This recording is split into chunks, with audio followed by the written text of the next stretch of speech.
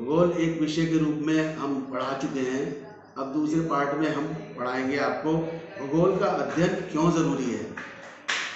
भूगोल पृथ्वी का वर्णन करना है और पृथ्वी के ऊपर मानव निवास करता है। ये आपको सभी को मालूम है। मानव, हम लोग, आप लोग निवास जो करते हैं पृथ्वी के ऊपर करते हैं। विद्वानों ने भूगोल को मानव विकास के रूप में पृथ्वी का वर्णन करना है, यानी कि पृथ्वी को मानव के निवास के रूप में वर्णन करना है। और इसी वजह से इसको मानव भूगोल की बहुत बड़ी चीज़ है, क्योंकि मानव पृथ्वी पर विकास कर रहता है, तो इसलिए पृथ्वी का वर्णन के साथ साथ मानव का भी वर्णन करना ज़रूरी है। तो भूगोल की जो दो शाखाएं आती है, एक मानव भूगोल और भौतिक भूगोल।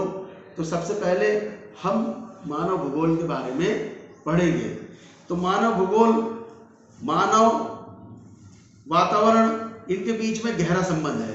वातावरण का मतलब आसपास, जो आपके आसपास चीज़ें पाई जाती हैं उसे वातावरण कहते हैं। तो आदमी और आसपास की चीज़ों में एक बहुत गहरा संबंध है। तो मानव भूगोल के अंदर समझिए मानव और वातावरण के बीच में गहरा संबंध है। और वातावरण भी दो तरह का होता है, एक भौतिक वातावरण और एक सांस्कृतिक वातावरण। तो तीन तरह की चीज़ होगी मानव भूगोल में, तीन तरह की चीज़ होगी। एक तो मानव आ गया, और एक भौतिक पर्यावरण आ गया, और एक सांस्कृतिक पर्यावरण।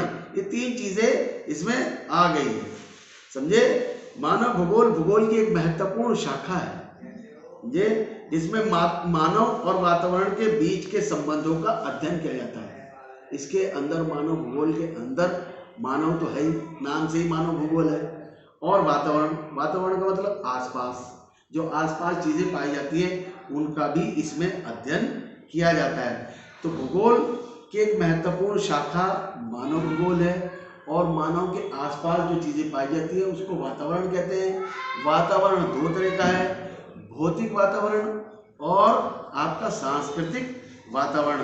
तो मानव भूगोल में मनुष्य का अध्ययन केंद्र माना जाता है। मानव भूगोल में मनुष्य को अध्ययन का केंद्र माना जाता है। अब आपने देखा होगा पृथ्वी के विभिन्न भागों में जो लोग रहते हैं उनके रंग रूप, स्वास्थ्य, कार्य क्षमता, भोजन, वेशभूषा, रीति रिवाज बहुत ही अंतर है। अगर आप पूरी दुनिया में लोगों को देखें, उनका रंग, वेशभूषा, रीति रिवाज, कार्य क्षमता, स्वास्थ्य, रंग रूप, रीति रिवाज, वो सभी अलग अलग पाए जाते हैं। इसका प्रमुख कारण आपने कभी सोचा कि दुनिया में अगर आप इंग्लैंड के आदमी को देखें, भारत के आदमी को देखें, अफ्रीका के आदमी को देखें, और आप अमेरिका के आदमी को देखें, सबके रूप, रंग, स्वास्थ्य, कार्य क्षमता, भोजन, खाना पीना तक के सब अलग अलग पाए जाते हैं। आपने कभी सोचा कि इस अंतर का प्रमुख कारण उनका क्या है? समझे, उनका सोचा कभी क्या है? वातावरण दो तरह का होता है, भौतिक वातावरण और सांस्कृतिक वातावरण। भौतिक वातावरण को प्राकृतिक वातावरण भी कहते हैं। जो चीज़ें प्रकृति द्वारा दी गई हैं उन्हें प्राकृतिक वातावरण या भौतिक वातावरण कहते हैं, और जो आदमी ने बनाई है वो सांस्कृतिक वातावरण, और आपका सांस्कृतिक, ये मानव निर्मित वातावरण कहते हैं। तो मानव ने अपने हिसाब से उसको एडजस्ट किया है, सामंजस्य स्थापित किया है। भौतिक वातावरण में कुछ आजकल वो परिवर्तन भी कर रहा है, वैसे तो वो एडजस्ट कर रहा है, मगर उसके साथ साथ वो एडजस्ट के साथ साथ कुछ परिवर्तन भी कर रहा है, समझे। और अपनी कार्य अक्षमता का प्रभाव भी वातावरण पर छोड़ा है, कार्य क्षमता का प्रभाव भी वातावरण पर छोड़ा है, और उसे सांस्कृतिक पर्यावरण में बदलने की कोशिश कर रहा है। तो सबसे ज़्यादा जो आपको बात समझने की है कि मानव और वातावरण का संबंध मानव भूगोल के अध्ययन की विषय वस्तु है। मानव और वातावरण का संबंध, वातावरण का मतलब आसपास, मानव और आसपास की चीज़ों में जो गहरा संबंध है, यही भूगोल के अध्ययन की विषय वस्तु है।